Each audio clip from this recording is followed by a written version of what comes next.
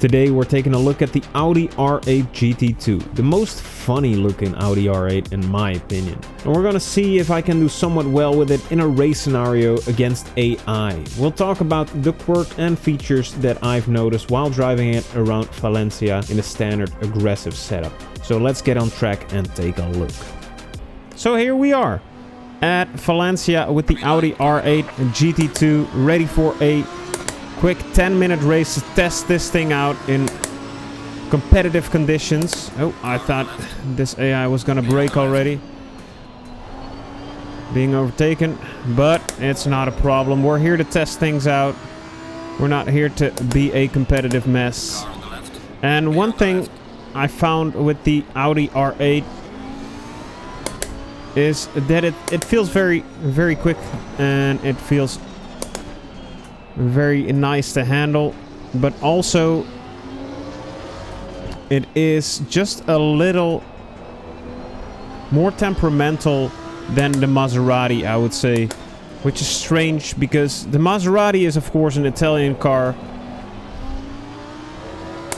so you expect that to be less stoic than German engineering, but in this case it's not true. Or at least for my driving style, I feel like the Audi R8 is just a little more temperamental and wants to swing out. It's behind if you step on the gas just a little bit too much. Let's see if we can make some moves here.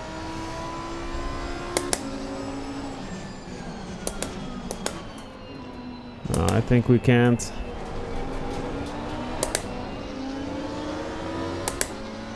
But yeah, overall it's a solid drive. It is a very stable platform. The Audi R8 in GT3 spec works wonders as well.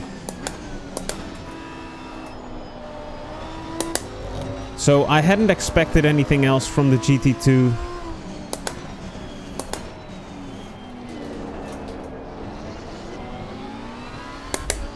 It is not too difficult to get a grip on. Maybe you need to warm up to it a little bit.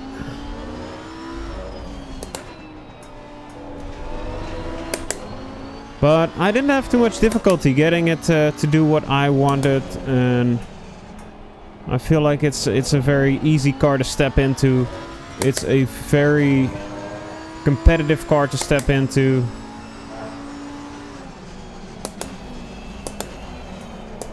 Although I'm not driving it to its full capabilities, obviously. I've spent just a little time in it to warm things up, but I don't mind driving this thing at all.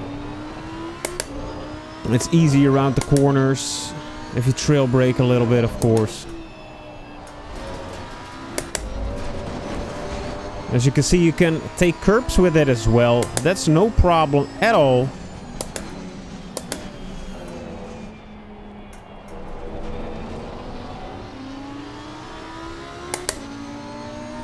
And it keeps up with the rest of the cars as well. One thing I do find is that the front brakes can get quite hot on the standard aggressive setup here.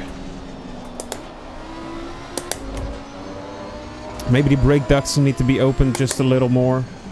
Ooh. Ooh. That AI is lucky.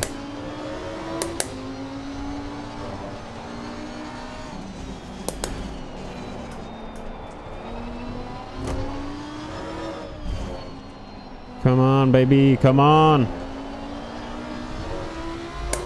Yeah, overall, I kind of like the Audi R8. It's got a funky look to it as well, which is fun. It's like a little squashed R8.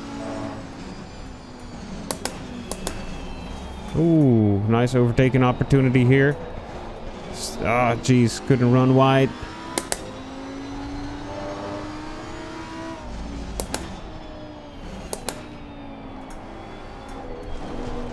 And I like the hood scoops, the roof scoops on the GT2s. I don't know why they're there. I assume they're air intakes, of course. Oh gosh. Well, this is trial by fire. You can save them from big curbs as well. Defending here from the KTM behind. It all works just as you'd like.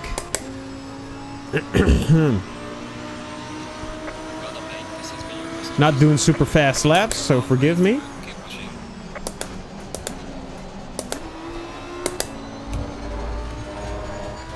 I am a little new to Valencia as well, but I thought let's try out a track I'm not that familiar with to see how a car I'm also not that familiar with handles.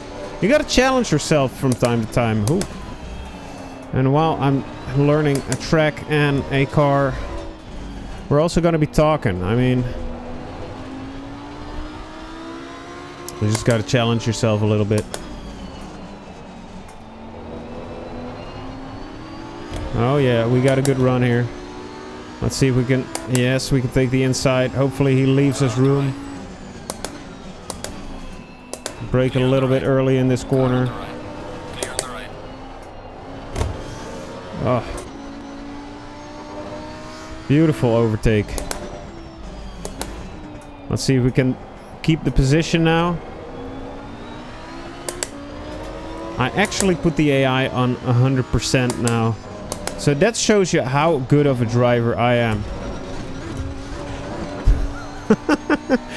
Which I say immediately before I run off the track. And if you look to the front brakes here, they get a little steamy. So I don't know if that's just that braking zone. I will believe that it is in all the heavy braking zones, of course. I don't know if that's going to be a problem in the long run, but open up those brake ducts, boys, because these brakes need their cool air.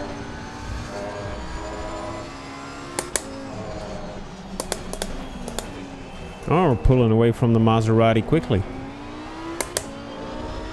Now we need to see if we can catch up to the Porsche again.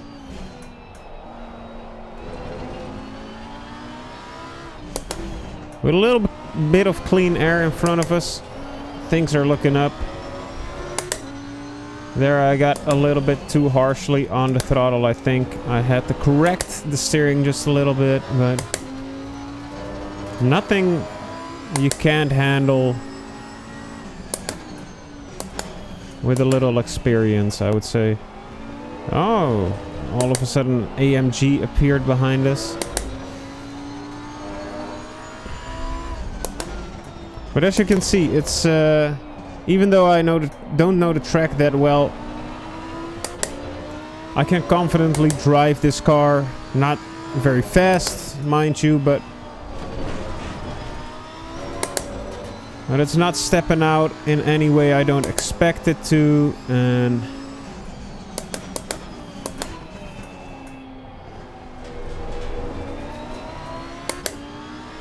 it helps me along.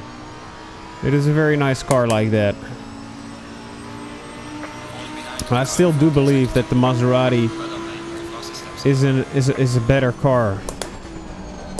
Oh geez, oh geez. At this point in time, of course, I don't know if there's going to be a balance of performance for the GT2s. Car on the left. Clear on the left. Oh god. This AI made a little mistake there. I like that about the AI in ACC now. They didn't used to make mistakes like that. The only mistakes you could force them to make mistakes if you would just ram them or something, or if you'd get them off their normal pathing, I would say. Then the AI wouldn't know what to do. I'm talking a couple of years back now, but if you would drive in their racing line, they just would. So I think some would even stop. Or maybe I'm talking about just Assetto Corsa. But anyway, I like that the AI is a little bit more dumb sometimes, a little bit less intelligent, because normal people are also, well, race drivers may be not normal people, but people are also sometimes a little bit unpredictable, you know? And especially online race drivers. They can be, how do I put this nicely? They can be very unpredictable. And sometimes you just find yourself in a situation in a race and you don't know what the heck you should do. So you do something dumb on accident. I've been there a lot of times. And if you're on the outside looking in, it looks like somebody's doing something very, very stupid, but in a moment of panic, something really, really stupid could be the only thing that looks like the only right choice, if that makes sense.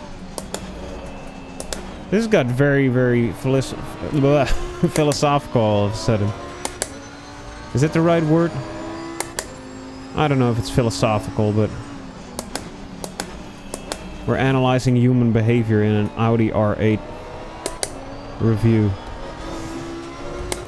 Well, that's what the Audi does as well. It makes you ponder on the facts of life. And that's also very important. So thank you, Audi, for this.